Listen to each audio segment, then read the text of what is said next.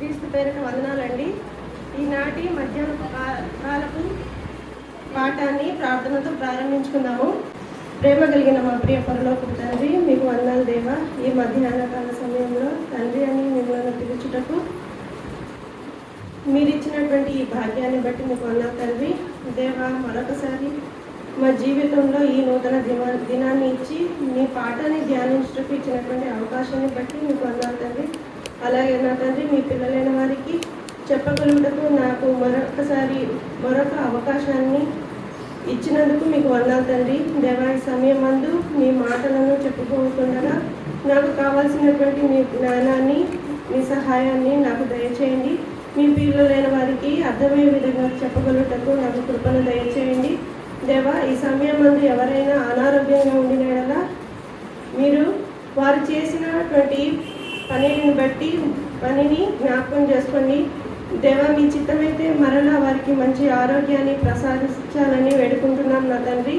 దేవా, ఇలాంటి మహాజ్ఞానానికి వారసులుగా చేసినటువంటి ఆత్మీయ తండ్రిని జ్ఞాపకం చేసుకోండి. వారికి కావలసినటువంటి మంచి ఆరోగ్యాన్ని, ఆయుష్ని ప్రసాదించండి. దేవా, సంఘము ద్వారా జరుగుతున్నటువంటి ప్రతి కార్యక్రమాలను మీరు జ్ఞాపకం చేసుకోండి నా తండ్రి. అన్నీ జయప్రదంగా జరుగులాగున కృపను దయచేయండి. దేవా, మోదవలసలో చదువుతున్న వారిని కూడా మీరు జ్ఞాపకం చేసుకోండి. జరగబోయే సెమినార్ గురించి మేము జ్ఞాపకం చేసుకుంటున్నాం నా తండ్రి. దేవా, అన్నీ మీ మహిమార్థమై జరిగేటట్టు కృపను దయచేయండి. దేవా, మేము దినదినము మీ వాక్యంలో ఎదుగుతూ మీ సత్యవాక్యమందు మేము ఎడతెగక దేవా మీకు ఇష్టలుగా జీవించలాగున మా అందరికీ కృపను దయచేయండి. చిన్నవారిని మొదలుకోండి పెద్దవారి వరకు మీరు జ్ఞాపకం చేసుకోండి. దేవా, ఈ చిన్న ప్రార్థనను మా ప్రభువు, మా రక్షకుడు అయినటువంటి యేసుక్రీస్తు నామమున మిక్కిలిగా అడిగి వేడుకుంటున్నాము మా కన్న తండ్రి, ఆమేన్. ప్రియమైన వారులారా, అందరు బాగున్నారా? ఈరోజు పాఠం పేరేంటండి? పరిచారం చేయువారా, ప్రాణం పెట్టువారా. పరిచారం అంటే ఏంటండి? సేవ, పరిచర్య చేయటం, సేవ చేయటం. మరి పరిచారం చేసేవారిని ఎవరు పిలుస్తారు? పరిచారకులని పిలుస్తారు. ఇప్పుడు మీరందరూ నేను చెప్తుంటే మీరు ఇన్వాల్వ్ అయిపోండి. మీరందరూ ఇప్పుడు జమీందారీలు, ఒక్కొక్క జమీందారి. ఏంటండి? ఒక్కొక్క జమీందారి. మీ అందరికీ మీకు సంబంధించిన పొలాలు ఉన్నాయి. ఏంటంటే ఏమున్నాయి? పొలాలు ఉన్నాయి. మరి ఆ పొలంలో మీరు జమీందారి అయ్యారు కదా, జమీందారి కదా మీకు పొలానికి. మీరు వెళ్ళి పనిచేస్తారా? పొలంలో చేయరు. మరి ఎలాగ పండిస్తారు? పనివారిని పెట్టుకుంటారు కదా. మరి పనివారిని పెట్టుకొని పని ఎలా జరిగిస్తారు? ఎలా చేయిస్తారు? అక్కడే ఉండి చేయమని చెప్తారు కదా. మరి అలాంటి ఒక సందర్భం మనం బైబిల్లోకి వెళ్ళి చూసుకుందామండి. లూకా సువార్త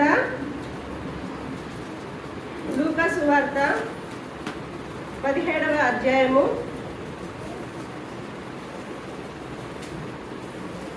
లూకా సువార్త 17వ అధ్యాయము 10వ వచనం వరకు, 7 నుండి 10 వచనాలు. దున్నువాడు గాని మేపువాడు గాని మీలో ఎవనికైనా ఒక దాసుడుండగా వాడు పొలములో నుండి వచ్చినప్పుడు నీవు ఇప్పుడే వెళ్ళి భోజనము చేయమని వానితో చెప్పడు. అంతేకాక నేను భోజనము చేయుటకు ఏమైనాను సిద్ధపరచి నడుము కట్టుకొని నేను అన్నపానములు పుచ్చుకొని వరకు నాకు పరిచారము చేయుము. అటు తర్వాత నీవు అన్నపానములు పుచ్చుకొని వచ్చునని వానితో చెప్పును గాని ఆ దాసుడు ఆజ్ఞాపింపబడిన పనులు చేసినందుకు వాడు దయ చూపునని వానిని మెచ్చున. చాలు సిస్టర్. ప్రియమైన వాళ్ళరా, ఇప్పుడు జమీందారీ ప్లేస్లో మీరున్నారు, మీకు పొలం ఉంది. ఏముంది? పొలం ఉంది. మరి ఆ పొలంలో పని చేయటానికి, ఆ నేలను దున్నడానికి, మరి పంటను పండించడానికి, అక్కడ గొర్రెలు కానీ ఆవులు కానీ మేపడానికి మీ దగ్గర ఒక పనివాడు ఉంటాడు. మరి ఆ పనివాడు మీకు దాసుడుగా ఉండి పొలంలో పని చేసి మీ దగ్గరకు వస్తాడండి. మరి వచ్చిన వెంటనే మీరు యజమానిగా ఏమంటారండి? దాసుని చూసి ఏమంటారు? నువ్వు ఉదయం నుండి నా పొలంలోకి వెళ్ళి బాగా కష్టపడి బాగా పని చేసి చెమట వచ్చి అంత పని చేసి నువ్వు అలసిపోయి ఇంటికి వచ్చావు, ఇక నువ్వు భోజనం చేసి ఇంటికి వెళ్ళు అని అంటారా? మీరు అంటారా? ఎవరైనా అంటారా? అనరు. ఎందుకండి? ఇంకా అతని వలన చేయించవలసిన పని ఇంకా ఎక్కువగా ఉంటుందండి, ఎక్కువగా ఉంటుంది. ఇక్కడ యజమాని ఏమంటున్నాడు చూడండి, దున్నువాడు కానీ మేపువాడు కానీ మీలో ఎవరికైనా ఒకడు దాసుడుండగా వాడు పొలములో నుండి వచ్చినప్పుడు నీవు వెళ్ళి భోజనము చేయమని వానితో చెప్పడా? భోజనం చేయమని చెప్తాడా? చెప్పడండి. ఏమంటాడు మరి? అంతేకాక నేను భోజనము చేయుటకు ఏమైనా సిద్ధపరిచి నడుము కట్టుకొని నేను అన్నపానములు పుచ్చుకున్న వరకు నాకు పరిచారము చేయము. ఏమంటారు? మీరు పొలంలోకి వెళ్ళి పనిచేసావు కదా, సరే వచ్చావు కదా, ఇప్పుడు నాకు బాగా ఆకలిస్తుంది, మంచి వంట చేసి నాకు వడ్డించు, నాకు వడ్డించి నేను తినేంత వరకు నువ్వు నాకు పరిచారం చెయ్యి అని అంటారు కదండి. మీరు అంటారా? అనరా? ఇక్కడ బైబిల్లో యజమాని ఏమంటున్నాడు? నాకు వంట చేసి పెట్టు, నాకు వడ్డించు, నాకు పరిచారము చేయి అని అంటున్నాడండి దాసుని దగ్గర. అప్పుడు ఏం జరుగుతుందో చూడండి.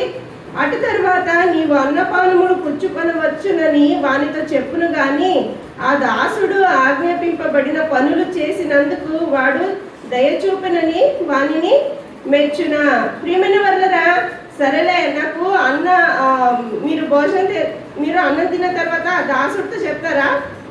సరే నేను అన్నం తిన్నాను, నేను భోజనం చేశాను, ఇప్పుడు నువ్వు పొలం నుండి అలసిపోయి వచ్చావు, నా కోసం నువ్వు వంట చేసావు, నా కోసం నువ్వు వడ్డించి పరిచారం చేసావు, సరే నాది అయిపోయిన తర్వాత నువ్వు భోజనం చేయని అంటారా? లేదండి, ఇంకా ఏదో పని చేయించాలనే చూస్తాడు. చూడండి నెక్స్ట్. అటు తర్వాత నీవు అన్నపానములు పుచ్చుకుని వచ్చునని వానితో చెప్పును గాని ఆ దాసుడు ఆజ్ఞాపింపబడిన పనులు చేసినందుకు వాడు దయ చూపనని వానిని మెచ్చున. తర్వాత అటువలే మీరును మీకు ఆజ్ఞాపింపబడినవన్నీ చేసిన తర్వాత మేము నిష్ప్రయోజకులమైన దాసులము, మేము చేయవలసినవే చేసి ఉన్నామని చెప్పుడనెను. ప్రియమైన వల్లరా, ఇక్కడ యజమాని ఎవరండి? యేసుక్రీస్తు వారు. మరి యేసుక్రీస్తు వారి దగ్గరికి మీరందరూ ఎలా వస్తున్నారు? దాసులుగా వస్తున్నారు, దేవుని పిల్లలుగా వస్తున్నారు. మరి దేవుని పిల్లలకి బాధ్యత ఉంది కదండి. మనం పని చేసేటప్పుడు మనం ఎలా చేయాలి? దాసులుగా చేయాలండి. ఇంకా ఏం పని ఉంది, ఇంకా ఏ పరిచారం చేయాలని మనం చూడాలి. కానీ ఇచ్చిన పనినే సరిగ్గా చేయకుండా ఏమండి చేసిన పనికి ఆ దేవుడు మెచ్చుతాడా అని మనం ఎప్పుడు ఎదురు చూడకూడదు. ఎందుకు? మేము చేయవలసినవే చేసి ఉన్నామని చెప్పుడనెను. ఏమంటున్నాడు ఇక్కడ దేవుడు? మనకు దేవుడు ఏదైతే బాధ్యతనిచ్చాడో ఆ పనులనే మనం చేసాము అంటే చాలా తక్కువగా చేసాము, ఇంకా ఇంకా పరిచారం చేయాల్సినవి ఎక్కువగా ఉంది అని మనం అర్థం చేసుకోవాలి. ప్రియులారా, ఎక్కువగా అర్థం చేసుకోవాలి. ఇక్కడ యజమాని పొలంలో పనిచేసి వచ్చిన దాసుడిని, సరే నువ్వు నాకు వంట చేసావు, వడ్డించావు, మరి ఇక నువ్వు భోజనం చేసి బయలుదేరని చెప్పట్లేదండి. కానీ అలా చెప్పినా ఆ దాసుడు ఏమనుకుంటాడు మనసులో? నేను చెమటోర్చి పొలంలో పనిచేసి వచ్చాను కదా, అందుకే ఇలాగ దయ తలుస్తున్నాడు అని అతను అనుకోడండి దాసుడు.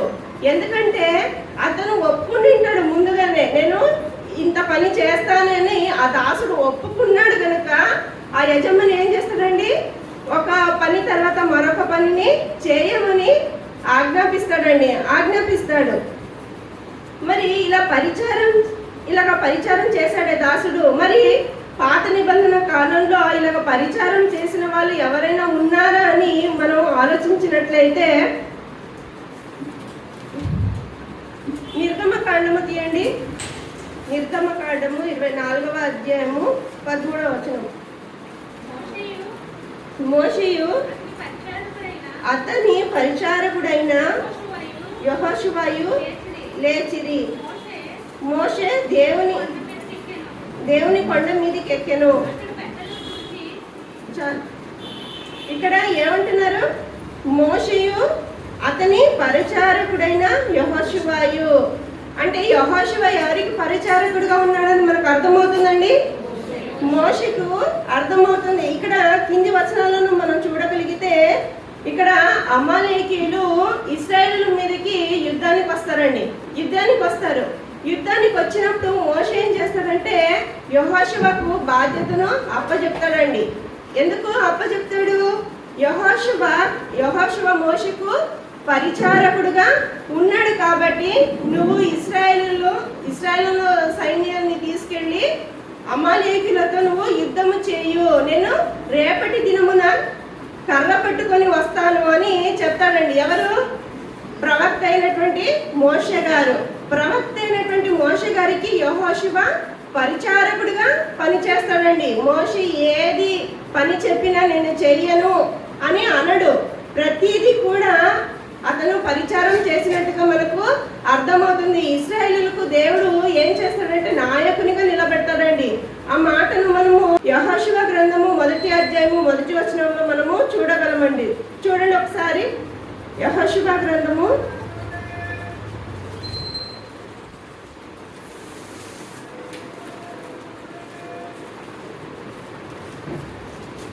1వ అధ్యాయము 1వ వచనంలో యెహోవా సేవకుడైన మోషే మృతి నొందిన తర్వాత యెహోవా నూను కుమారుడును మోషే పరిచారకుడునైన యెహోషువకు ఇలాగ సెలవిచ్చెను.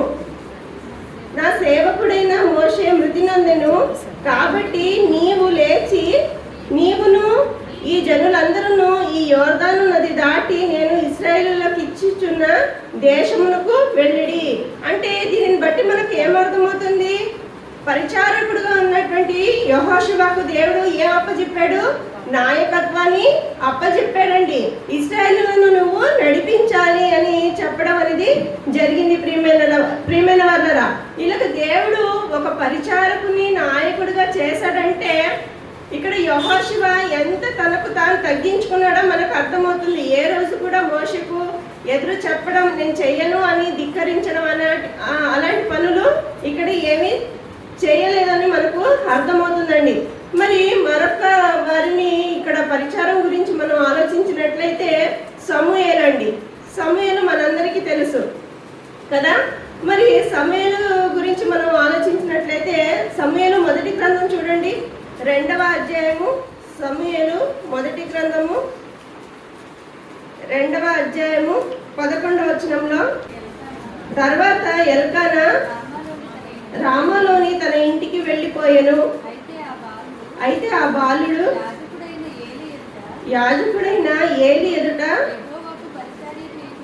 యెహోవాకు పరిచర్య చేయుచుండెను. ప్రియమైన వాళ్ళరా, ఇక్కడ సమూయేలు ఏ వయసులో ఉన్నాడండి? బాలుడుగా ఉన్నాడండి. మరి బాలుడుగా ఉన్నప్పుడు ఎల్కానా మరి ఆ హన్న తీసుకెళ్లి బాలుడిని ఎక్కడ వదిలేశారు? యాజకుడైన ఏలీ దగ్గరికి వదిలేసండి. ఏలీ దగ్గర వదిలేశారు. మరి అక్కడ ఉన్నటువంటి సమూయేలు ఎలా పెరిగాడట? యెహోవాకు పరిచర్యం చేస్తూ వచ్చాడట. మరి యెహోవా ఏలీ దగ్గర యాజకుడైన ఏలీ అంటే ఎక్కడ ఉంటాడండి? దేవాలయంలో ఉంటాడు. మరి దేవాలయంలో సమూయేలు బాలుడు కదా, మరి ఎలాంటి పరిచర్య చేశాడని మీరు ఆలోచిస్తున్నారు? మీరు వస్తున్నారు, ప్రతి శనివారం వస్తారు, ఆదివారం వస్తారు, గురువారం వస్తారు, ఇలాగా శనివారం వచ్చినప్పుడు మీరు ఏ పనుల మీద వస్తారు? కేవలం వాక్యం విని వెళ్ళిపోతున్నారా? చెప్పండి. లేదు కదా. ఏం చేస్తారు? తరగతులు అయిపోయిన తర్వాత మొత్తం 5th నుండి సెల్లార్ వరకు మొత్తం శుభ్రం చేస్తారు. చైర్స్ కడుగుతారు, కిటికీలు తుడుస్తారు, గ్రిల్ తుడుస్తారు. ఏంటండి, కడగాల్సినవి కడిగి తుడిచేయాల్సినవి తుడిచి శుభ్రపరుస్తారు. దేనికోసం? రేపు ఆరాధన జరుగుతుంది కాబట్టి. మరి ఈ రోజుల్లో ఇలా చైర్స్ తుడుస్తారు, హాల్ తుడుస్తారు, అంతా నీట్ చేస్తారు. మళ్ళీ స్టూడియో కూడా క్లీన్ చేస్తారు. తర్వాత ప్రాజెక్టర్, ఆ పనులు ఎవరైతే బాధ్యత వహించారో వారు చూసుకుంటారు. అంటే ఇవన్నీ దేవుని పనులేనా? ఇవన్నీ చేస్తున్నా రేపు వచ్చి వేరే వాళ్ళు వచ్చి ప్రశాంతంగా కూర్చొని దేవుని వాక్యం వింటారు. అవునా లేదా? మరి ఇది దేవుని పనే కదా. మరి ఆ కాలంలో చైర్స్ లేవే, ప్రాజెక్టర్ లేదే, మరి ఏం పని ఉన్నది సమూయేలుకి? ఏం పని ఉన్నదండి దేవాలయంలో? ఏముంది దేవాలయంలో? బలులు, అర్పణలు, బలిపీఠం ఇవన్నీ ఉన్నాయి కదండి. మరి ఏ ఏ వస్తువు ఏ ఏ స్థలంలో ఉండాలో ఆయా స్థలంలో పెట్టడం, అక్కడ చుట్టూ ఆవరణాన్ని శుభ్రం చేయడం, ఇలాంటి పనులన్నీ ఎవరు చేశారండి? సమూయేలు గారు చేశారండి. సమూయేలు గారు చేశారు. మరి ఈ రోజుల్లో ఎంతో మంది క్లాసుకు రాలేదు. ఇప్పుడు మరి క్లాస్ అయిన తర్వాత శుభ్రం చేసే పని ఉంది. మరి శుభ్రం చేసే పనుల్లో ఎవరైతే యాబ్సెంట్ అయ్యారో ఆ యాబ్సెంట్ అయిన ప్లేస్లో వేరే వాళ్ళు వెళ్ళి నేను శుభ్రం చేస్తాను అని ఎంతమంది ముందుకెళ్తున్నారండి? ఎంతమంది ముందుకెళ్తున్నారు? ఎవరు వెళ్ళరు. ఎందుకు? నాకు వేరే పని చెప్పారు, నేను ఆ పనే చేస్తాను, వేరే నేను పని చెయ్యను అని అంటారు. ఎందుకు అలాగా? దేవుడు, ఇది దేవుని పనినా కాదా? దేవుని పనే కదా. మన కుటుంబంలో మనం ఒక తల్లిగా ఒక భార్యగా ఇంటి కుటుంబంలో ప్రతి పనిని బాధ్యత వహిస్తామా లేదా? వహిస్తాం. మరి పిల్లలు అల్లరి చిల్లరిగా ఎక్కడ పడితే అక్కడ పేపర్స్ పడేయడము, దుప్పట్లు పడేయడము, పుస్తకాలు పడేయడము, పెన్స్ పడేయడము, బొమ్మలు పడేయడం చేస్తుంటారు. లేదు నా కుట్టి వంట పనే ఇంతే నేను చేస్తాను అని మీరు ఊరుకుంటారా? ఊరుకోరు. ఏం చేస్తారు? అవన్నీ సర్దుతారు. ఒకవేళ మీకు ఈడొచ్చిన అమ్మాయి ఉందనుకోండి, ఈడొచ్చిన అమ్మాయి ఉంది అంటే మీ పనులకు సహకారిగా పరిచారం చేస్తుంటారు కుటుంబంలో కదా. మరి మీకు సహాయంగా మీకు ఈడొచ్చిన అమ్మాయి ఉన్నప్పుడు ఒకవేళ తను సిక్ అయితే, లేకపోతే ఆమె ఏదో చేయలేని పరిస్థితిలో ఉంటే కనుక ఇది నా పని కాదు, ఇది నేను చెయ్యను అని అనుకుంటారండి? ఎందుకు చేస్తారు? అది మీ కుటుంబం కనుక, అది నా కుటుంబం కనుక. నేను చేయకపోతే నన్ను అడిగే యజమాని ఉన్నాడు, నేను చేయకపోతే నన్ను అడిగే నా తండ్రి ఉన్నాడు, చేయకపోతే నా పిల్లలు అడుగుతారు. ఎప్పటికైనా నేనే చెయ్యాలి కదా, ఇదొకటి. అవునా? అలాగని ఏం చేస్తారండి? బాధ్యతగా పనిని చేస్తారు, పరిచారం చేస్తారా? మరి అలాంటి మనసు దేవుని సంఘంలోనికి వచ్చినప్పుడు ఎందుకు ఉండదు? ఇది నా పని అని ఎందుకు చెయ్యరు? ఎవరో రాలేదు, ఏదో కారణాల వల్ల రాకపోతే ఇది నా పని కాదు, ఇది నా పరిచారం కాదు, దేవుడు నాకు వేరే ఇచ్చాడు, నేను అదే చేస్తాను అని అలాంటి మనసు మనకు ఉండకూడదండి. అలాంటి మనసు మనకు ఉండకూడదు. ఏదైనా సరే నేను ఇంకా ఎక్కువగా చేయాలి అని అనుకోవాలి. అప్పుడే మనం ఎంత చేస్తామో అంత ప్రతిఫలం ఎక్కడ పొందుతాము? దేవుని దగ్గర మనం పొందుతామండి. ఇది నాది కాదు, వాళ్ళ పని నేనెందుకు చేయాలి, వాళ్ళు చేయాల్సింది నేనెందుకు చేయాలి అని ఎప్పుడు కూడా మనం అనుకోకూడదండి. సమూయేలు చూడండి, చిన్ననాటి నుండే ఏలి దగ్గర ఉండి, ఏలేమో పెద్దవాడు, చిన్న బాలుడు, ఆ బాలుడి చేతిలో ఏం పని అవుతుందండి? అయినప్పటికీ చేశాడు అని అంటే ఎంత గొప్ప విషయం అండి. పరిచారం చుండేను. అది ఎవరికి? ఏలి గారికి చేశాడు, అలాగే దేవునికి చేసినట్టుగా మనకు అర్థమవుతుందండి. మరి సమూయేలు అని 3 సార్లు పిలుస్తాడు దేవుడు. అవునా? మనందరికీ తెలుసు. మరి అలా పిలిచినప్పుడు సమూయేలు ఏమనుకున్నాడు? ఏలి పిలుస్తున్నాడేమో అని ప్రతిసారి వెళ్ళి అడిగాడు, మీరేనా నన్ను పిలిచింది, ఏంటి చెప్పండి, సెలవు ఇవ్వమని అడుగుతాడు. మరి అడిగినప్పుడు ఏలి ఏమంటాడండి? నేను కాదు పిలిచింది అని చెప్తాడు. అంటే అది ఏ సమయంలో పిలిచాడండి? పగలు పిలిచాడా, రాత్రి పిలిచాడా? రాత్రిళ్ళు పిలిచాడు. మనము పగలు ఎవరన్నా పిలుస్తుంటే మనం పలుకుతామండి, కొన్నిసార్లు పలకము. ఎందుకు? అమ్మ పలికితే వాళ్ళు ఏదో నన్ను అడుగుతారు, ఏదో పని చెప్తారు, ఏదో చేయమంటారు అని ఏం చేస్తామండి?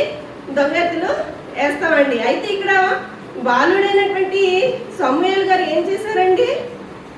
ఆ సమయంలో కూడా ఏలి నా యజమానుడు పిలుస్తున్నాడేమో అని పరుగెత్తుకొని వెళ్తాడండి. పరుగెత్తుకుని వెళ్తాడు. మనం పగలే పలుకము, ఇంకా రాత్రులు పలుకుతామండి. పలుకుతామా? ఇంక దేవునికి ఏం పరిచారం చేస్తామండి? మనము పగలే పరిచారం చేయడానికి దొంగెత్తులు వేస్తుంటాము. మరి ఈ వాక్యం ద్వారా ఏంటంటే మనల్ని మనం సరి చేసుకోవడమే. పాఠాలు దేవుడు మనకు బైబిల్ నందు వాక్యం రాసి ఇచ్చాడు అని అంటే అది దేవుని మనసు, దేవుడికి కోరిక.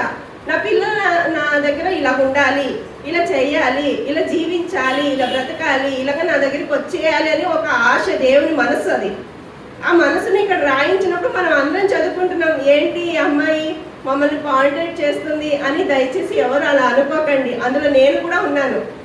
ఏమండి, ఒక పొలంలోనికి వెళ్ళి వచ్చిన దాసుడు అలసిపోయి ఉంటాడు. అలసిపోతాడండి.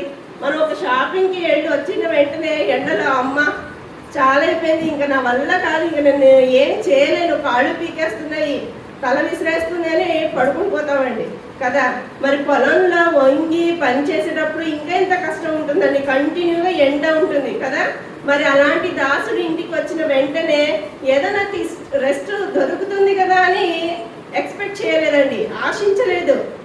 మరి అక్కడ యజమాని కూడా అలాగే ప్రవర్తిస్తారు, నువ్వు వంట వండు, నాకు వడ్డించోనని. మరి ఈ రోజుల్లో ఎంతోమంది బయట స్త్రీలు పనిలోకి వెళ్తున్నారండి. మరి పనిలోకి వెళ్తున్నారు, వెళ్ళిన వెంటనే నేను పనిలోకి వెళ్ళొచ్చాను, నేను వంట చేయను, ఏదో ఆర్డర్ పెట్టేయండి బయట, చక్కగా ఇంటికి వస్తుంది, ఫుడ్ వస్తుంది, అందరం కూర్చొని తిందామని అంటారండి. అనకూడదండి. మనం వాక్యం తెలిసిన తర్వాత మనం ఏం చేయాలి? స్వయంగా మనం పరిచారం చేయడానికి, మన కుటుంబస్తులకు కానీ సంఘానికి కానీ పరిచారం చేయడానికి మనము ఇష్టపడాలి. ఇక్కడ ఏలీ గారి దగ్గర సమూయేలు పరిచారం చేస్తూ వచ్చాడండి. అలాగే యెహోషువ పరిచారం చేశాడు. ఎవరికి? మోషే గారికి. మరి పాత నిబంధనల కాలంలో ఇక్కడ చూసాము,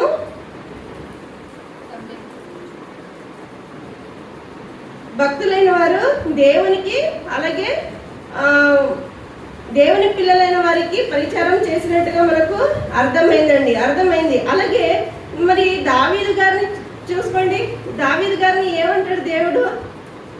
నా ఉద్దేశములన్నీ నెరవేర్చిన వాడు, నా ఇష్టానుసారుడైన మనుష్యుడు అని అంటాడు. తన ఉద్దేశాలన్నీ నెరవేర్చాడా? ఏంటండి, దావీదు గారు చిన్ననాటి నుండి ఏం చేశాడండి? గొర్రెలు కాచుకొని కొండల మీదకి ఎక్కివాడండి. మరి అలాగా కొండల మీదకి ఆ గొర్రెల మందను తీసుకొని వెళ్ళేటప్పుడు తను దేవునిని ఏం చేశాడు? పాటల ద్వారా ఘనపరిచేవాడంట, మహిమపరిచేవాడట. మరి చిన్ననాటి నుండి దేవుని ఒక ధ్యానంలో ఉండడం వల్ల దేవునికి ఏమయ్యాడు? అతను ఇష్టమయ్యాడండి. ఇతన్ని ఇశ్రాయేలుకు ఒక రాజుగా నేను చెయ్యాలని దేవుడు అనుకున్నాడండి. మరి దావీదు గారు ఇశ్రాయేలులకు ఎన్నో పరిచారం చేశారు కదా. దేవుడు అప్పగించినటువంటి పనిని ఇలాగా విధి విధానాలను, ధర్మశాస్త్రాన్ని వారికి చదివించి ఇలా మీరు బ్రతకాలని చేశాడు. అలాగే ఇలాగ చేసేటప్పుడు దావీదేమో ఎక్కడున్నారండి? ఒక రాజకోటలో ఉన్నారు. మరి దేవుడు ఎక్కడున్నాడు? డేరాల్లో ఉన్నాడు. మరి దేవుడు డేరాల్లో ఉన్నాడు, నేను రాజుగా, నేను రాజనగరిలో ఉన్నాను అని దేవునికి ఏం చేయాలనుకున్నాడు? ఒక మంచి దేవాలయాన్ని కట్టాలని అనుకున్నాడండి. మరి మంచి దేవాలయాన్ని కట్టాలని అనుకున్నప్పుడు దేవుడు ఏం చేశాడండి? ఒప్పుకోలేదు. నువ్వు అలసిపోయావు, నేనా వద్దు, నేను నీ కుమారుడు కడతాడులే అని అంటాడు. మరి దావీదు గారు ఆ రోజు దేవునికి ఇష్టడుగా జీవించి దేవుని ఒక ఉద్దేశాన్ని నెరవేర్చిన వాడిగా, ఒక పరిచారకుడిగా ఉన్నందుకు దేవుడు ఏం చేస్తాడంటే దావీదును ఒక దీపముగా ఉండనిస్తాడంటండి. ఎందుకు? దావీదు ఒక మనస్సు దేవుని ఎదుట యథార్థంగా ఉంది కాబట్టి. మరి ఈ క్రీస్తు పూర్వం ఇక్కడ అందరూ దేవునికి ఎలా పరిచారం చేశారో మనం చూసాం. మరి కొత్త నిబంధనలోనికి వస్తే మార్కు సువార్త చూడండి, 1వ అధ్యాయము 13వ వచనంలో, ఆయన సాతాను చేత శోధింపబడుచు అరణ్యములో 40 దినములు అడవి మృగములతో కూడా నుండెను, మరియు దేవదూతలు ఆయనకు పరిచర్య చేయుచుండిరి. ప్రియమైన వారరా, ఇక్కడ ఎవరికి పరిచారం చేసినట్టుగా కనిపిస్తుంది మనకు? యేసుక్రీస్తు వారికి ఎవరు పరిచారం చేశారు? దేవదూతలు పరిచారం చేశారండి. ఇంకొక ఎగ్జాంపుల్ చూద్దామండి. రాజుల 2వ గ్రంథం తీయండి ఒకసారి. రాజుల 2వ గ్రంథము 3వ అధ్యాయము. రాజుల 2వ గ్రంథము 3వ అధ్యాయము 11వ వచనము. యెహోషాపాతు అతని ద్వారా మనము యెహోవా యొద్ద విచారణ చేయుటకు యెహోవా ప్రవక్తలలో ఒకడైనను ఇచ్చట లేడా అని అడిగెను. అంతటా ఇశ్రాయేలు రాజు సేవకులలో ఒకడు ఏలియా చేతుల మీద నీళ్లు పోయిచు వచ్చిన షాపాతు కుమారుడైన ఎలీషా ఇక్కడ ఉన్నాడని చెప్పగా, యెహోషాపాతు యెహోవా ఆజ్ఞ ఇతని ద్వారమునకు దొరుకునెను. ప్రియమైన వాళ్ళరా, ఇక్కడ సందర్భం ఏంటంటే, ఇశ్రాయేలుల రాజు యెహోరాము. ఇశ్రాయేలుల రాజు ఎవరండి? యెహోరాము. అలాగే యూదా రాజు ఎవరంటే యెహోషాపాతు. ఎవరు? యెహోషాపాతు.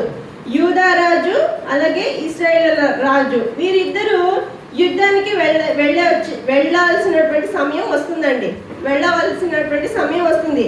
అప్పుడు ఏమంటాడంటే, ఇశ్రాయేలు రాజు సేవకులలో ఒకడు ఏలియా చేతుల మీద నీళ్లు పోయిచు వచ్చిన షాపాతు కుమారుడైన ఎలీషా ఇక్కడ ఉన్నాడని చెప్పగా, మనకు యుద్ధానికి వెళ్తున్నాము, మరి యుద్ధంలో ఎలా జరుగుతుంది ఏంటో మరి ముందుగానే ప్రవక్తను అడగాలని ఇక్కడ కోరుకుంటారండి. మరి అక్కడ ఎవరున్నారు అన్నట్టుగా మనకు తెలుస్తుంది. షాపాతు కుమారుడైనటువంటి ఎలీషా ఎక్కడున్నాడు? వాళ్ళకు వారి దగ్గర ఉన్నాడండి. మరి వారి దగ్గర ఉన్నప్పుడు ఎలీషా ఎలాంటి వాడు ఇక్కడ మీద చెప్తున్నాడు చూడండి. ఇశ్రాయేలు రాజు సేవకులలో ఒకడు ఏలియా చేతుల మీద నీళ్లు పోయిచు వచ్చిన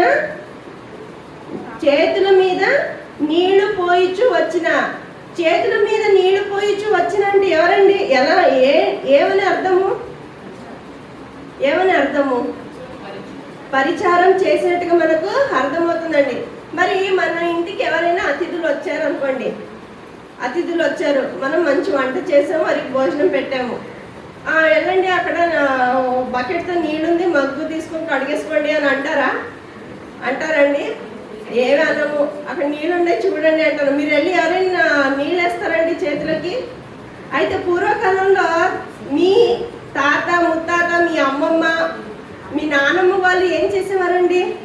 ఎవరైనా అతిథులు వస్తే వారి చేతికి నీళ్ళు ఇచ్చేవారు, కాళ్ళకు నీళ్ళు ఇచ్చేవారు, మీరు ముఖం గడుపుకోండి అని నీళ్ళు ఇచ్చేవారండి. ఈ రోజులు ఎవరైనా అలా చేసేవారు ఉన్నారా? వండి పెట్టడమే పెద్ద బద్ధకంగా ఉంటుంది మన ఆడవాళ్ళకి కదా. మరి ఆ రోజు ఒక ఆడవాళ్ళుగా చేయవలసినటువంటి పరిచారాన్ని మనం చేయలేకపోతున్నాం. మరి ఇక్కడ ఒక పురుషుడిగా ఉన్నటువంటి ప్రవక్త అయినటువంటి ఎలీషా గారు మరో పెద్ద ప్రవక్త ఎవరు? ఎలియా దగ్గర ఏం చేస్తున్నారట? చేతుల మీద నీళ్లు పోయిచ్చు వచ్చిన, అంటే చేతుల మీద అంటే అతను భోజనం చేసినప్పుడు పరిచారం చేసినట్టుగా మనకు అర్థమవుతుంది. మరి పరిచారం చేసేటప్పుడు కూడా అతని పరిచారం ఎలా ఉందంటే ఎంత ఇదిగా తనను తగ్గించుకున్నాడంటే, అతను భోజనం చేసిన తర్వాత మీరు రండి చేయగలపండి, నేను చేతిలో నీళ్ళు వేస్తాను అనే స్థాయికి అతను పరిచారం చేసినట్టుగా మనకు అర్థమవుతుంది. పరిచారం అంటే అర్థమైంది కదా మీకు? అంటే ఎలీషా ఏలియా దగ్గర చేసినటువంటి పరిచారం ఇది. అంటే వీళ్ళందరూ దేవునికి ఉపయోగపడుతున్నటువంటి దేవుని పిల్లలకు పరిచారం చేసినట్టుగా మనకు అర్థమైందండి. అంటే ఏలియాకు ఒక శిష్యుడిగా జతపాని వాడిగా మనకు కనిపిస్తున్నాడు. మరి ఇక్కడ చేతుల మీద నీళ్లు పోసాడు. మరి కొత్త నిబంధనలోనికి వచ్చేసరికి అలాంటి వ్యక్తి మనకు కనిపిస్తారండి. ఎవరు వాళ్ళు? ఎవరు? యేసుక్రీస్తు వారండి. ఇక్కడ ఏలియా చేతులకు నీళ్లు ఎవరిచ్చారు? ఎలీషా ఇచ్చాడు. నీళ్లు పోయించు అంటే తనను తాను తగ్గించుకొని అతనికి పరిచారం చేస్తున్నట్టుగా మనకు అర్థమైంది. మరి కొత్త నిబంధనలోనికి వచ్చేసరికి యేసుక్రీస్తు వారు పరిచారం చేసినట్టుగా మనకు అర్థమవుతుంది. ఆ మాటను మనం ఒకసారి చూడగలిగితే యోహాను సువార్త చూడండి, 13వ అధ్యాయము 5వ వచనము. అంతటా పళ్ళెములో నీళ్లు పోసి శిష్యుల పాదములు కడుగుటకును తాను కట్టుకుని ఉన్న తువ్వాలతో తుడుచుటకును మొదలు పెట్టెను. ప్రియమైన వారరా, ఇక్కడ ఏమని రాయి ఉంది? అంతటా పళ్ళెములో నీళ్లు పోసి. ఎవరు పోసారు నీళ్లు పళ్ళెంలో? యేసుక్రీస్తు వారు పోసారు. మనం ఏమైనా పోయగలమా? అలాగా పోయగలమండి? తాగడానికి నీళ్ళు ఇవ్వమంటే నీళ్ళు లేవంటాం మనం. ఏమండి, మన ఇంటికి బాగా ఎండలో బయట నుండి ఎవరైనా వచ్చి అమ్మ ఒక గ్లాస్ నీళ్ళు ఇవ్వమ్మా, చాలా దప్పిగా ఉంది, వెళ్ళమ్మా వెళ్ళు చాలుగా మేము బయట నుండి కొనుక్కొని వచ్చామని అంటాం. మళ్ళీ వెళ్ళి తెచ్చుకోలేమని అంటాం. అయితే ఇక్కడ యేసుప్రభు ఏం చేశారండి? ఇంకా కాళ్ళకు నీళ్ళు ఇస్తామా తాగడానికి ఇవ్వకపోతే? ఇక్కడ యేసుక్రీస్తు వారు ఏం చేశారు? అంతటా పళ్ళెములో నీళ్లు పోసి శిష్యుల పాదములను కడుగుటకును తాను కట్టుకొని ఉన్న తువ్వాలతో తుడుచుటకును మొదలు పెట్టెను. ఏం చేశాడండి? శిష్యుల పాదాలని పళ్ళెల్లో పెట్టి వాటర్తో కడిగి తను నడుముకున్నటువంటి తువ్వాలను తీసి తుడుస్తున్నాడట. అంటే యేసుప్రభుకి అవసరమా అది? అవసరమా? యేసుప్రభు వారు ఎవరు? దేవుని జ్యేష్ఠ కుమారుడు. మామూలు కుమారుడా? జ్యేష్ఠ కుమారుడు. మరి అలాంటి యేసుప్రభు వారు ఈ భూమి మీదకి వచ్చి శిష్యుల పాదాలను కడిగారని అంటే మనం ఇంకా ఎంతగా తగ్గించుకొని పరిచారం చేయాలి? ఎంతగా తగ్గించుకోవాలండి? ఆలోచించాలి. మనం చేతులు తుడుచుకోవడానికి కడుక్కోవడానికి వాటర్ ఇవ్వము, కొన్ని తాగడానికి ఇవ్వము, చేయి తుడుచుకోవడానికి టవల్ కూడా ఇవ్వము. మరి యేసుప్రభు వారు అంతగా తగ్గించుకున్నారంటే అతని పరిచారం ఎలాంటిదో మనము ఆలోచించాలి. ప్రియులారా, ఆలోచించాలి.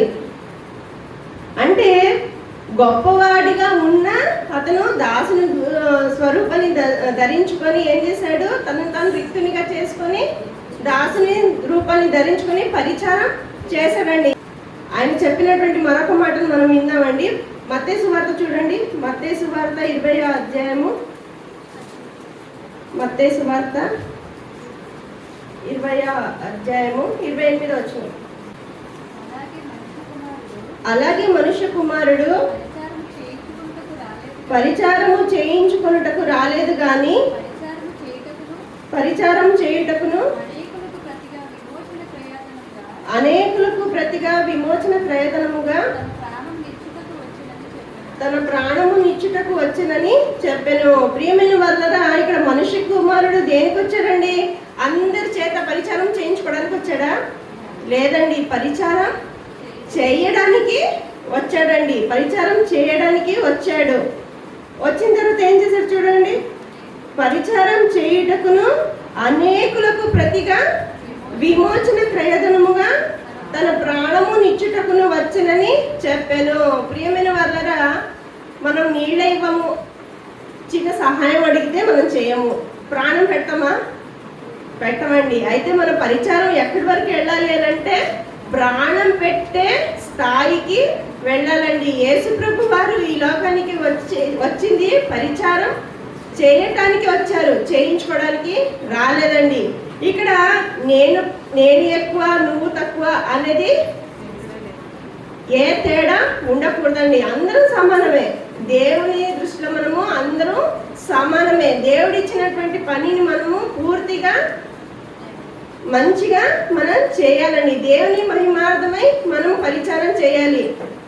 మరి ఆ పరిచారం మనం ఇలాగ ఒక సమూయేలు చేసినట్టుగా, ఒక యెహోషువ చేసినట్టుగా, ఇంకా ఒక ఎలీషా చేసినట్టుగా మనం చేయాలండి. యథార్థంగా మనం పరిచారం చేయాలి.